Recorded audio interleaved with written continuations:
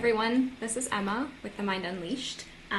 I want to introduce you to a very special guest today that some of you are probably already aware of. His name is Derrick Broze, and he's a contributor to The Mind Unleashed.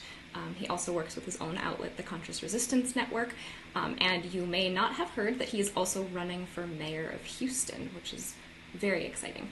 So I'd like to talk with Derrick a little bit more about that and what he's doing and why he's doing it and maybe how you can help because the elections are soon. But first, full disclosure, I wanted you to know that I am friends with Derrick and I'm a fan of what he's doing. I'm wearing his shirt right now, actually, because I don't live in Houston, I don't live in Texas, but I wanted to support him by ordering this, so I did. So let me get Derrick over here. Hi, Derrick. Thank you for Hey, what's going on? us. I appreciate the support. Thank you for having me on. Yes. So the election is soon. I noticed on your Facebook page that early voting ends today. So how long have people been able to vote for you so far? How long has early voting been? So, early voting, the last day is today. It started last Monday, so they've been able to vote Monday through Friday of this week, and it was open over the weekend and all of last week. So, yeah, they gave them, this I think is the longest time there's been early voting in Houston's, electoral history. So they have, I will say that the local authorities have made it a little bit easier for people to get active. You don't have to vote in one specific place. You can vote all over the city now, and they extended the hours, so they've seemed to have taken it a little bit more seriously and trying to make it easier for people to be active in this way. That's awesome. Great. And then the elections are next week on Tuesday, correct? Yep, Tuesday, November 5th is when everything comes to a head. We'll see how it goes. It's a big day. Cool. Well, so some of the people that are watching us right now and might watch this later are probably aware of who you are. But for anybody that isn't, can you spend a couple of minutes just telling us about your history, your activism, and that side of who you are? Yeah, sure. So, obviously I'm running in this race, but I have no political background or experience as far as serving in office. I've chosen to be involved for the last decade more on the side of activism and journalism. A lot of it with The Mind Unleashed and other websites, Mint Press News and Activist Post, and a lot of great websites that many of the people in the audience are probably familiar with. And I've been based in Houston my whole life. I'm from here originally. And I started out with doing activism locally before I connected to people like yourself and other awesome people online in different parts of the country.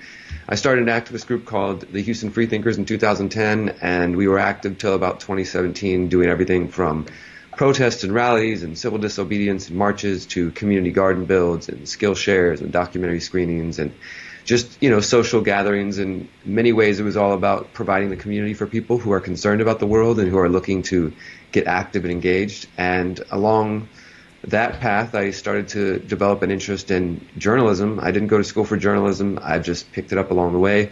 And I pretty quickly realized that when you put a camera in the face of politicians or local officials, they don't really like it. Sometimes they run away. Sometimes they just give you a non-answer. Other times, you have bodyguards and people trying to get in your way. But all that did was encourage me, so I've just continued on and on. I have a YouTube channel, The Conscious Resistance, as you mentioned, and I've just spent the last decade writing thousands and thousands of articles. I've written 4 books. I've produced a few different documentaries. And after doing all that and working to expose corruption as well as talk about solutions on the local level and national level and beyond, I really have come to understand, at least in Houston where I'm based at, and of course Houston's the 4th largest city, as many people I'm sure can imagine, there's plenty of corruption going on in Houston. I've also realized that not so many people in Houston realize that, because in a city of 4 million people, we have 1 million registered voters, and in the last election in 2015, you only had about 200,000 people participate. And so far, the numbers are even lower this year. So I think that's, it's kind of an interesting point for me, because prior to this, I've never voted locally in the Houston races. So I'm one of those people who hasn't really been paying attention as far as voting. I've been paying more attention as a journalist.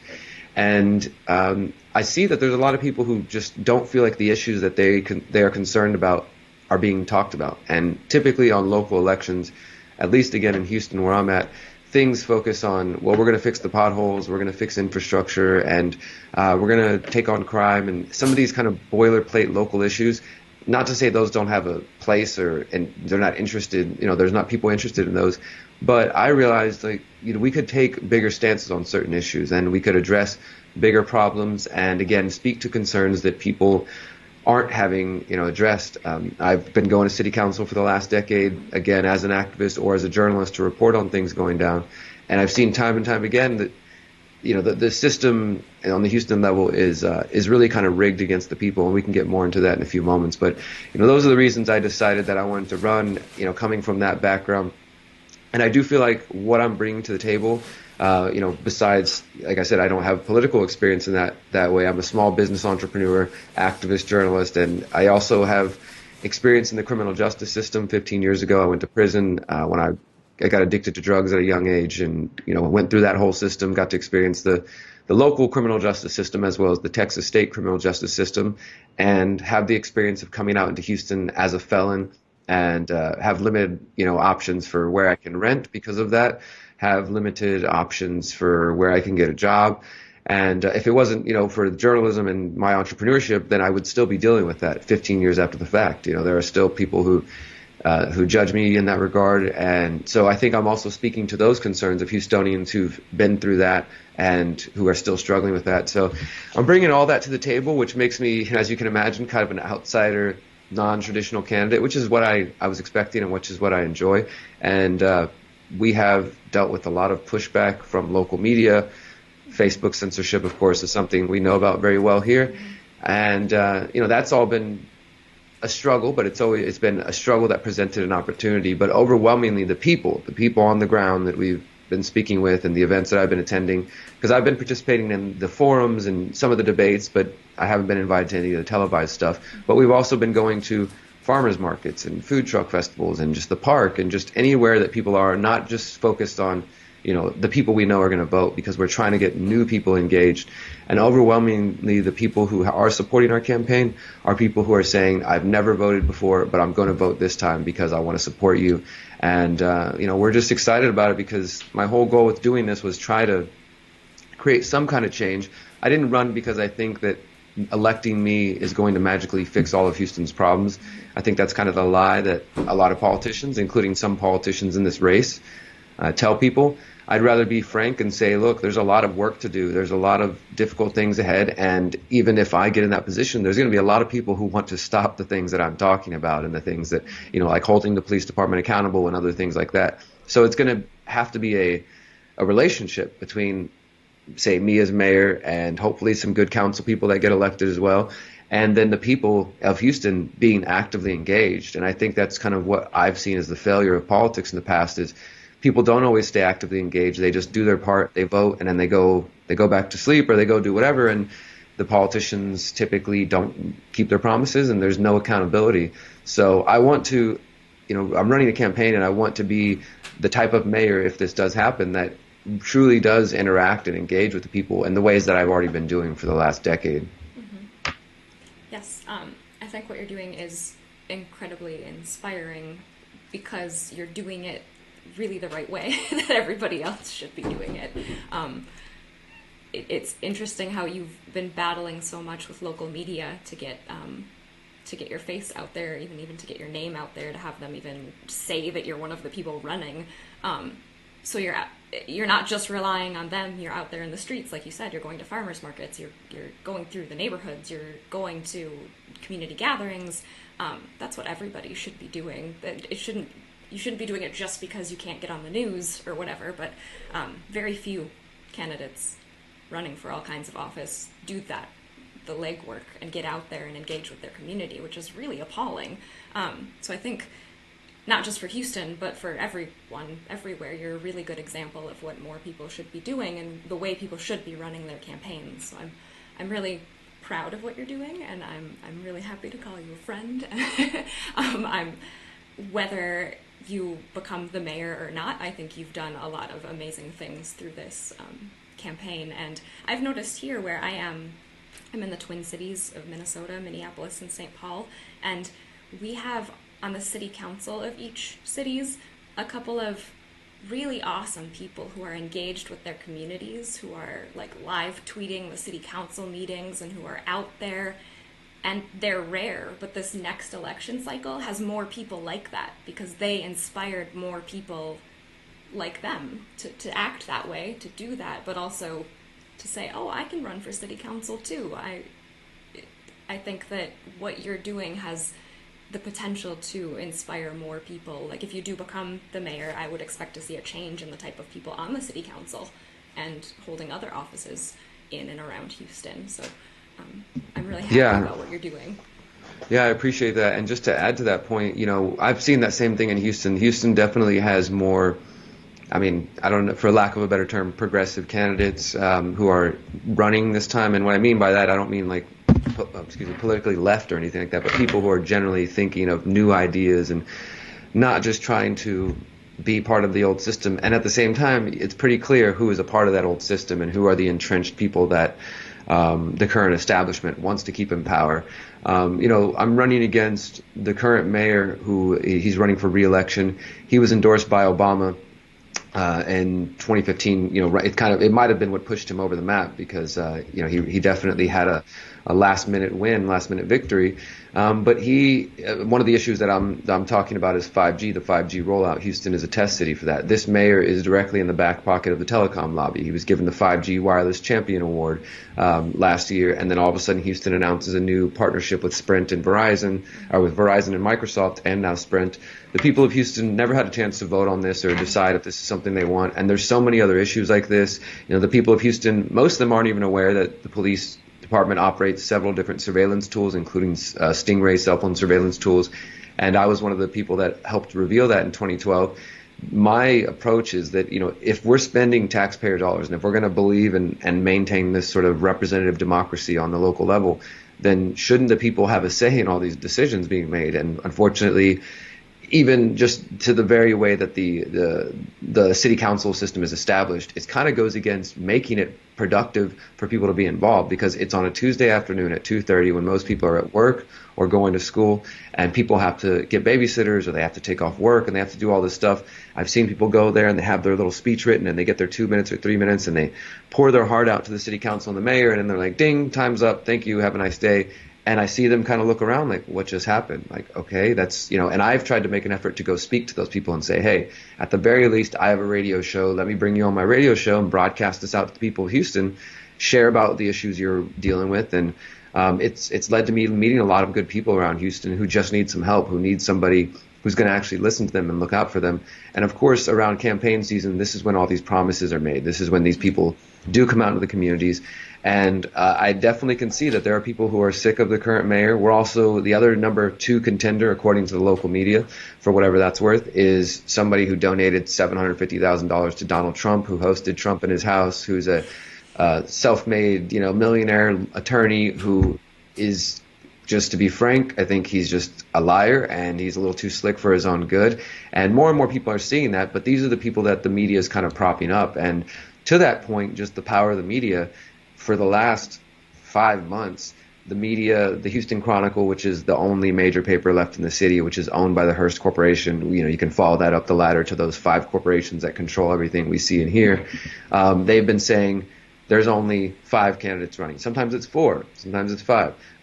Fox 26, all the big affiliates, CBS, ABC, Fox on the local level, same thing. They're only focused on here are the 4 candidates running, here are the 5 candidates running. There's actually 12 of us running, and some of us are taking this quite seriously and have been at everything and are hitting the ground and are making sure to go out there. Whereas these other campaigns, because they have millions of dollars and they have, this kind of budget, and they're also part of the establishment where they've got people who want them to win and the people who want the contracts once they get into office.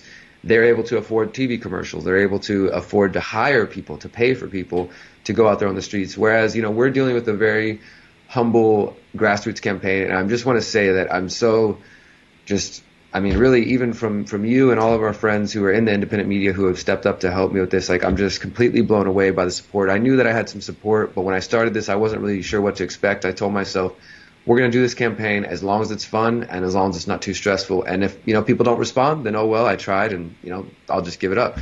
But, fortunately, people have just rallied behind this. People who follow my work and who aren't in Houston, as well as people who are in Houston, who really stepped up and helped us get out there. So we're dealing with a truly grassroots campaign. We raised about, I think, $11,000 total in total, which I'm very thankful for. And so nobody's paid. We have, one occasionally paid position, but people are just coming out. They're bringing their kids to block walk with us. They're bringing their kids to phone bank with us. They're coming to events. And I mean, I just couldn't be more thankful and grateful for everybody who has put time and energy into this, because I think it shows that people do want something different and people are resonating. And as I said earlier, we get so many messages. Well, first, when people say, well, how come I've never heard of you before? We get to explain to them, well, the local media is doing this stuff and we're dealing with this. But they also appreciate, hey, I've never seen another politician come to the Black Food Truck Festival or to the community garden or to the farmers market, or, actually come help clean up the Buffalo Bayou, or go downtown and feed the homeless and work with them and communicate with them and learn what their issues are, because that's another issue here in Houston that people are concerned about. And so instead, I see a lot of politicians, or even the candidate who is the attorney, the Trump supporter, Tony Busby. He's trying to proclaim that he's an outsider. He's the non-politician in the race. He's taken the whole Trump approach. But, I mean, he was an attorney for Rick Perry, governor of Texas. He's surrounded by the people. So you may not have served in political office before, but you definitely sit down and have dinner with lots of these people. And so I don't know, if that makes you an outsider. I wouldn't say so. So it's this image that's being painted, but of course, again, in the local media, they're painting it as it's just a battle between these two people. So when we overcome that and we get people to listen to what we have to share, and then on our website, derrickbroze.com, you can see the 9 core issues that I'm raising, and I can kind of briefly summarize those. You see those issues, and people are resonating with those. People are wanting to know more, and they also appreciate that they're hearing issues that nobody, definitely not in this race, has ever brought to the table. And honestly, I think what we're doing is kind of historic in Houston. In my memory, and I'm 34 years old, I've been paying attention for at least the last 10, 15 years, and I've done a little bit of research. I've never seen anybody run a campaign like this, that's actually talking about these types of issues. And so we're talking about everything from decriminalizing cannabis and ending the drug war in Houston, putting an end to mass incarceration. We're also talking about we want to re-green Houston. Houston, of course, I'm sure most of the listeners know, we flood down here quite a bit. We've been flooding quite a bit, and it's only going to get worse, unfortunately, because of the direction the planet is going in, is kind of what we're all seeing. And we have, as many places do, an issue with overdevelopment. So, as I said earlier, the corruption comes in. The politicians, like the current mayor, they get contracts with certain people. Those contracts ensure these developers and these businesses are going to get new businesses. And so they come build a concrete parking lot on top of grasslands and prairie lands that Houston's a big city, but we definitely have lots of grass and green spaces here, but it's all being built up on, and they're just throwing up condos and townhomes as quick as they can. And then the neighborhood next to it floods because now there's no more green space to help reduce that flooding. So we're talking about identifying city-owned vacant lots and just turning them over to the neighborhood so they can be converted into community gardens, urban farms. We want to build food forests in Houston. So not only does that have this beautiful kind of environmental aspect to it, but it will help with the flooding as well by bringing more green space and slowing down the development. So that's one of our plans as well. And we also, as I mentioned, the 5G rollout. If I am elected, I will immediately initiate a 180-day moratorium on 5G, which will be a 180-day public comment period where the people can actually, for once, be given a voice on this issue and let them come express their concerns or their issues with it. We would be doing an environmental impact assessment because there was never an environmental impact assessment done in Houston. For those who don't know, in order for 5G, the Internet of Things, to work, they have to install hundreds of thousands of new small cells or new towers and new infrastructure around all the cities, and not just in Houston, but everywhere. And in order for this to operate, in order for this to be the seamless, constant streaming future that we're being promised, there's going to have to be a lot of trees that are cut down. They're going to have to place these towers everywhere. So these are sort of one of these unintended consequences that people aren't thinking about. And of course, I've been going for the last year. Some of you may have seen my videos on 5G at City Council. The first one from last October has over 900,000 views. So people are paying attention to this and people care about this, especially in Houston. But the mayor and the city council act like I'm just some crazy guy talking about, some non-issue. When in reality, even here in Texas, there's 12 different lawsuits going on over 5G. So the city of Houston is doing everything they can to rush towards being a smart grid city without addressing these concerns. So we would do a public comment period, an environmental impact assessment, an independent health study, and then at the end of that 180-day comment period, whenever we have given the people a chance to speak, whenever we have the results of a environmental impact assessment and the results of a study, then we would put it up to vote and let the people of Houston decide, do you want this in your city? Because I think that's where we need to go. We need to continuously give the people a voice. And so those issues, as well as Houston, we have a situation here where back in January, the Houston Police Department killed 2 Houstonians in their house and their dog. Some of you may have heard about it, Dennis Tuttle and Regina Nicholas. It was part of a no-knock raid, and it has been an issue here in Houston. Of course, unfortunately, the police have tried to brush it under the rug, and most of the local media is not really doing good digging on it. They'll report on it every now and then, but I want to call for an end to no-knock warrants and no-knock raids. These have already been ruled unconstitutional in other cities around the U.S. Houston continues to do them. And as I said, this resulted in the death of 2 Houstonians who were killed in their own home on a Saturday afternoon after they were accused of possessing heroin and guns. And of course, after this raid took place and these people were dead and 2 officers were shot somehow, it seems like it was friendly fire. No drugs were found. No guns were found. These are their neighbors said they've never seen any criminal activity at this house. Dennis was a veteran, a Navy veteran. So we have a veteran killed in his home with his wife, with his partner, and their dog. And the police have essentially gotten away with it. And we found out later that the officer, who now is he's on trial. He's going to go to trial soon for murder charges.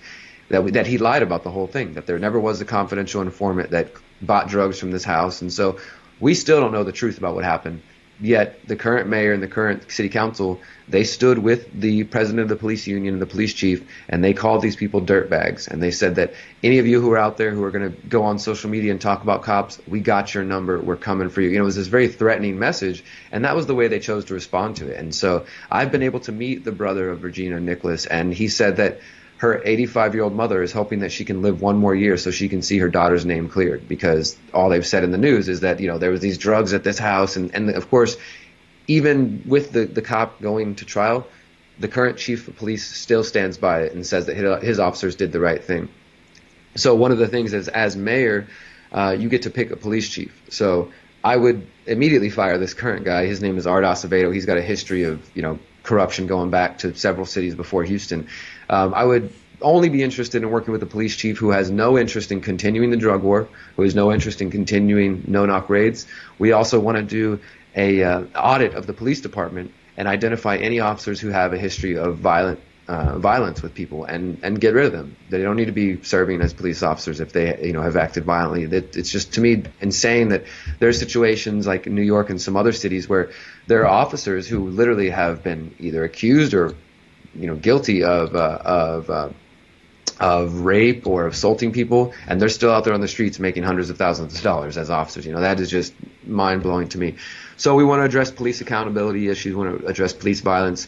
Also, surveillance. We want to do an audit of the police department to identify the surveillance tools I talked about earlier. And then again, those are taxpayer dollars funding stingrays, funding other tools. But I could go out right now and do man-on-the-street interviews, and I guarantee 9 out of 10 Houstonians, maybe even 1 out of 100, would know that these tools even exist. And that's part of the problem, is every Tuesday, every Wednesday, downtown city of Houston, this gigantic metropolis that is so sprawled out, you have a 16-member council and essentially a mayoral dictator deciding where those funds go, and most people aren't even aware that this is happening. So again, I want to do an audit of the police department and for them to identify, hey, here are the tools we have, and tell the public as much as you can, reasonably, and then let the public decide, no, we don't think they should have that, or yes, they should have that. Because I don't want to come in and say, I'm banning all the things, I'm banning surveillance, I'm banning 5G. I truly want it to be that the people have a voice and let the people decide. And maybe I live in a city where the people of Houston want to be surveyed and they want 5G and they want, the police to do no-knock raids. And I probably would leave after I do my term, but at least the people would be the ones deciding. And that's kind of what I'm going for. Again, I don't want to come in this position. And, the other issues are on the website, but the last one I will mention, which kind of ties this all together. In Houston, if you search for anybody, if you search your local city government, you'll see, like, if you have a town council or city council, if you have a mayoral position, there's a couple different structures that typically exist. Sometimes it's known as a weak mayor position or a strong mayor position. Sometimes there's city manager. There's different structures. But when it comes to Houston, we have the strongest mayoral position in the country, only kind of balanced out by Denver. Denver is one of the other strongest. And what we're dealing with is this allows the mayoral position to essentially act as a dictatorship. The mayor gets to decide what topics get placed on the official agenda, and only items that are on that official agenda can be discussed and debated with the council, and then, of course, eventually debated on. So let's say you call in today and you say, hey, I want to speak at city council next week, and I want to talk about 5G, or I want to talk about police violence, or any issue that you care about that they're not talking about. They're going to place you towards the end of the agenda, which means you'll have to sit there for several hours. You might get to speak, but by that point, in my experience, half the council's gone. If they are there, they're usually on their cell phones. They're not paying attention to you. They're not listening, and it can be a very frustrating experience. The only way that can change is if there's an amendment to the city charter that says that the mayor, that somehow changes the structure and takes away some of the power of the mayor. City council members have attempted to do this a couple of years back during the previous mayor, but of course, it had to be approved by the mayor, and so far we haven't had a mayor willing to give up their own power. So again, I'm the only one in this race, just like the other issues I'm talking about. I'm the only one bringing them up. I'm the only one saying I want to run in order to reduce the power of the mayor. Ideally, what we're calling for is a 1/3 rule. So say we have 16 council members. If 1/3 of them, let's say if 5 of them agree on a topic and say, hey, our constituents are concerned about X, Y, and Z, it automatically gets placed on the official agenda, which means it could be discussed and potentially voted on. And to me, that would kind of balance out the power, as well as some other ways that things need to change. There's simple things like that most people wouldn't think about, and honestly, I didn't even know till I started learning about this. Like the mayor gets to vote first. So that pretty much signals to the rest of the city council what direction he wants the vote to go. And the mayor also gets to decide the budget for all the districts. So let's say you're somebody who constantly votes against the mayor's plans. He can easily withhold funds from your district and make sure you don't get that park or you don't get that thing that you promised your constituents that you were going to get done.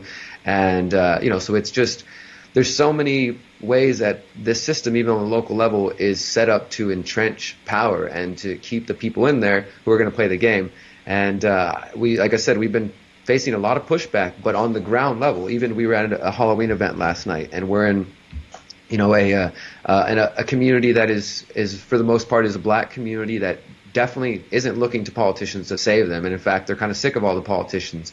And when I get to speak to them about these ideas, just the way that I speak, that I'm speaking plainly and I'm not speaking in circles or avoiding questions, they're like, okay, you're not talking like a politician.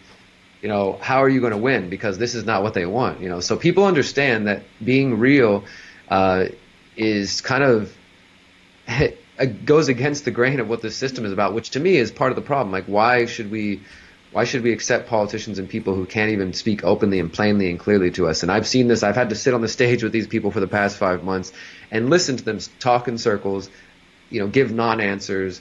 And thankfully, more and more people are seeing through it. So all I ask is that if anybody listening to this, if you've got friends in Texas, if you've got friends in Houston, the Houston area, and they are registered to vote, unfortunately, it's too late to register. But if you are registered to vote, you can vote today, Friday, until 7 p.m. tonight. And the election is Tuesday, November 5th, coming up. Just check it out, derrickbroze.com. I do think that if you do your research and you check out, again, there are 12 candidates. If you check them out and you see the differences between what we're talking about, that it's pretty clear who's out here running for the people and trying to raise awareness and make real change, and who's in it for some other reason. Definitely. So since we don't have much time, Tuesday is the election, if there are people in Houston or near Houston or people across the country that are inspired by what you're saying right now and want to help you, how can they do that? So the best way is just, I'll give out my number, 713-909-0382. That's 713-909-0382. That's the campaign phone number. I'm the one who answers it. You can text it. You can call it. If you know people in Houston, let them know about this. But also, if you want to go an extra step, even if you don't live in Texas or Houston, I know we got a lot of listeners from all over the place. You can help out by doing phone banking if you're really interested. Like, we have a list of 33,000 numbers of registered voters, and we've got a small dedicated team, but obviously that's a pretty big number to hit. We're trying to at least even do half of that, and all we're doing is just calling people and say, hey, have you voted yet? If you haven't voted, we're asking that you check out our campaign before you make your decision. And you don't have to live in Houston to do that. If you are very interested in that, get in touch with me. My email is right there, Derrick Broze for mayor at protonmail.com. My number is available on the website, and you can reach out to me, and we'll get you set up to get everything you need to do if you want to help out. And again, just let any of your friends and family know that there is a candidate that is offering something completely different, because I guarantee you, if you talk to your friends and family in the Houston area, they're going to tell you they either haven't heard of me, they might have heard of me, and we're definitely getting out there. I will say this, I'm surprised. I have friends saying, oh, I talked to this person, and they already knew about you. So I think it might be getting out more than we realize, and perhaps more than the people in power want. But if they're only watching TV, if they're only reading the Chronicle, chances are they haven't heard of me. So we need your help to get the word out. Again, even if you don't live in Houston, imagine if we can get somebody like myself elected, or even as Emma was saying, we're already changing the conversation. We're noticing that the other candidates are picking up on the points that I'm talking about, and some of them are literally parodying the language that I'm using. So that's been interesting. But imagine if the fourth largest city in the country was to start doing some of these changes that would send a message. And I believe that even especially if you live in a much smaller town, it might make it even easier for you to refer to and say, hey, look what they're doing in Houston. Look what they've started in Houston. And that can be used as an example. So I'm not running because I think, this is a new political career I want to do. I'm going to do this one time. I'm going to get elected. If we get elected, we're going to do 4 awesome years. We're going to transform the city. We're going to collaborate with everybody we can. And then, I'm going to go back to continue doing the work I have been doing. And if I don't make it, I'm going to continue doing the work one way or the other. So I really feel like this is important, not just for Houston, but for anybody in the U.S. who wants to see real change. And I also would say, I don't know that going into politics is the pathway for everybody. I don't necessarily think that this would work the same way that it has for me, for everyone. It doesn't mean I want to discourage people from taking action, but I will say it's easier for me, and it's still been difficult, but it's been easier for me because I have a record of 10 years of being involved in the community. And so that makes it easier for me to say, look, I'm not coming out of nowhere. I've been here, I've been involved, and I've been working in the community already. So yeah, I think that just get involved one way or the other. You don't have to run for office. In fact, I think that you might be able to do more without running for office in certain regards. But in this specific instance, I'm hijacking their signal. I've hijacked it for the last 6 months, and people are listening and people are resonating with the message. So I appreciate your time, Emma, and I appreciate everybody listening. Yes, thank you for joining us and letting us know what you're doing, and hopefully this is inspiring to people. I know personally, seeing you go to City Council so many times, even before announcing your run, I go to City Council where I live now more often than I ever did before, and when there's time I speak, and even you doing that inspired me to start doing it. And it's really neat to be involved in that way and to see what's happening and to add your voice. So there's lots of ways for people to get more involved on a local level, because obviously we can't rely on the national stuff to make the changes that we want to see. Yeah, exactly. That if anything, I'll just add that last point and I've been trying to emphasize this to people in the race. Look, we can obsess about Donald Trump and the national government and the federal government all day if we want to, but I guarantee you the people in your backyard, in your community, your town council, your city council are affecting your everyday life more than Donald Trump is. That doesn't mean we ignore them and there's nothing to do there. But like I said, go to that city council, check out the budgets, and I guarantee you're going to see your tax dollars being spent on certain things that you might not want, or things that actually go against you and your community. So get educated in that regard, get involved, and just do what you can, because either we sit by and we watch things get worse, or we take some kind of proactive role to make a better change. And that's what I'm choosing to do. So thank you. Yes, thank you for joining us. And everybody, please make sure, I'll show you Derrick's website one more time. Check it out, derrickbroze.com. Please share this video. And if you're in Houston, get involved. And if you know people in Houston, make sure you tell them about Derrick. So thank you, Derrick, and enjoy the rest of your day, everybody. Bye.